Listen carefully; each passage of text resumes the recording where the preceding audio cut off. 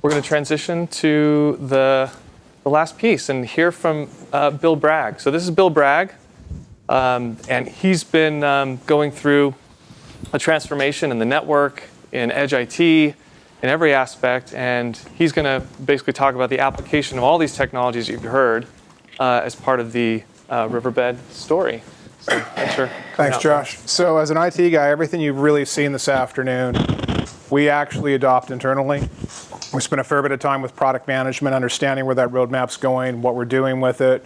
We put it into our own networks, commonly referred to as pet food sometimes. We learn a lot from that. We feed that back, and we continue to adopt. So everything you've seen today, we are on the edge of doing that with a lot of our customers. Okay, so a little bit about us, just a real flyby. About 55 offices across the world, about 2,500 employees, plus an extended workforce overseas. The IT organization itself is about 100 staff. The landscape, we're pretty much completely virtualized in our primary data center, single data center in Northern California, disaster data center out in Illinois.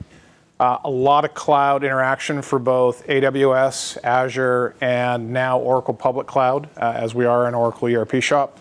We're a Salesforce customer for all of our CRM and Oracle on the back end of those other pieces. In terms of our HR systems, a lot of SaaS. So I like to say our total sort of application footprint probably is approaching over 75, 80% SaaS in our entire environment. So we are living that hybrid. The other interesting piece of our business, because we are a networking and a software company, of those 55 offices, 15 of those are engineering offices. Our new Xeris acquisition down in Thousand Oaks added to that list. So our customers internally are very demanding. They're technical support people, they're engineering people. And if you think of what we have to support to enable those 15 offices to actually work across the globe and to deliver these types of products, our networking problems continue to be pretty interesting as a set of use cases. And as our acquisitions have played out too, we also essentially inherit a number of offices where they have legacy infrastructure, where they've done something a certain way in the past, and for us to be able to support that, because they say, hey, look, we're coming in from an IT perspective, how are we going to integrate and support that now? We inherit that legacy. Sometimes we fleet it, sometimes we actually accept it and figure out how we're going to adopt from there. So that's a little bit about us. Structurally, I talked a little bit about this. The net of it is we are living that hybrid dream. One place that we're really focused is when you live in this hybrid world, performance is king. Because it's that mesh of business interactivity that's occurring across all these various sites and services. You've actually got to start looking at what is that performance experience, not just whether the lights are green. So from our perspective, we're trying to evolve our operations team to be a performance-centered team. And that means actually having the skill sets to go down to the packet level and having the skill set to look at, say, a quote to cash type of life cycle or a customer support ticket life cycle and understand where things are breaking. So we adopt some of our own technologies in doing that, and at the same time, it's also forcing us to confront how we actually define some of our roles. You're not just a network engineer anymore. You're not just a sysadmin. You're not just a database administrator or an application developer. We actually have to start working together differently. And we do that for a lot of our critical quarter and business activities where the teams come together in sort of this hybrid model and actually address that problem. Topology-wise, these are the use cases that we have inside of our company. Each one of them I've kind of numbered. I won't get into each of them, but the net of it is we've got the colos, we've got the clouds, we've got the home users, we've got the branch offices, we've got the primary data center. And we are also a company that has a lot of compliance requirements, as a lot of enterprise types of technology customers do. The government, for example, is rolling out NIST 800-171 between now and the end of the year. European Union, GDPR coming up next May, right? So from an IT perspective, we have to ensure how do we deliver compliance, and that becomes an automation question. So I think you were talking about policy, and each of the conversations today, you saw policy constructs being applied in these architectures. That's what we're also having to step up to. So it's not the CLI type of conversation or the straight QoS conversation anymore for us. It's how do we apply policy and where do we apply policy?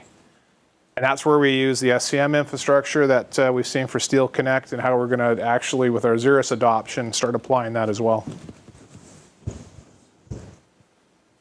Stats, this is one of the key questions that we wanted to sort of express. If I give you the footprint, we're about 28 racks in production, so we're really not that big. But through some of our modernization activities, we're going to be going down to about 8 racks total converged running the corporation on, and that's a good direction for us. I can continue to see that actually compress. In terms of our volumes, I've put our peaks in there, I've put our averages.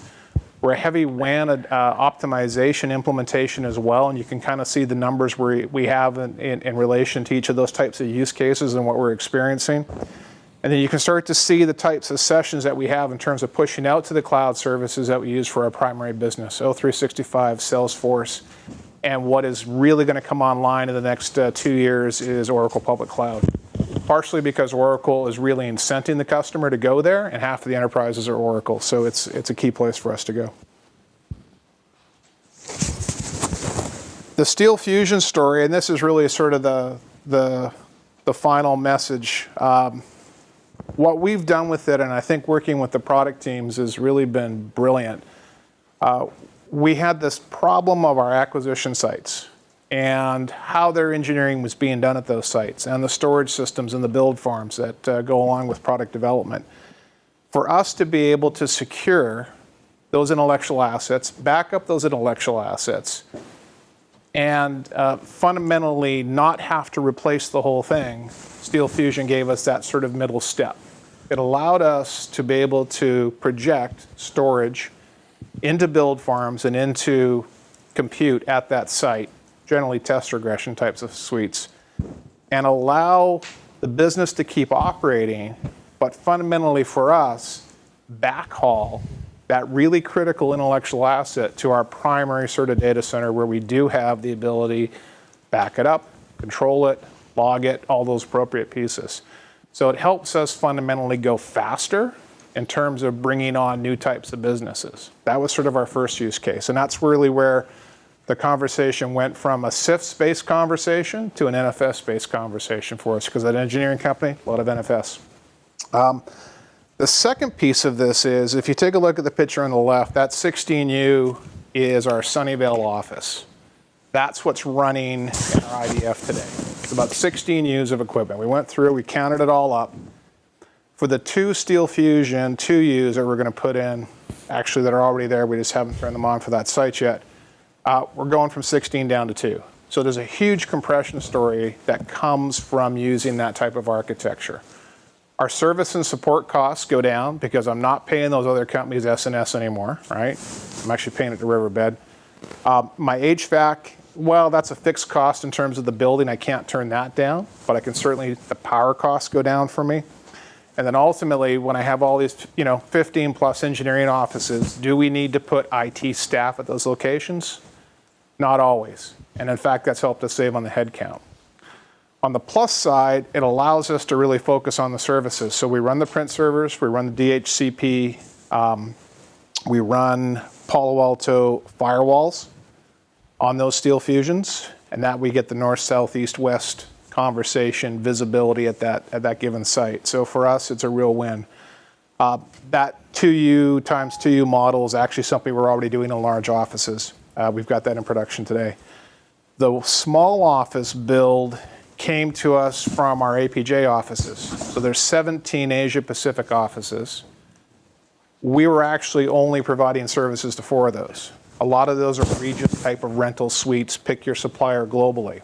So that Steel Fusion 2U architecture is our way to be able to start providing services out to those Regis types of offices where we may not necessarily have all the HVAC, the power, the MDF associated with that. And at the same time, PAN's on there, so we get protection on east, west, north, south. And we start to get a lot of ability to give those salespeople and the SEs in the field new services, which they would have been backhauling across some VPN internet circuit before. So Malaysia, Kuala Lumpur, a couple places in India, a couple places in various parts of Southeast Asia that we're actually going in on those, and that's going to be rolling out next month. So it's a good story. Directionally, like I say, there's everything I think you've heard today. We live it, we experience it, and I think we work pretty well together dealing with it. So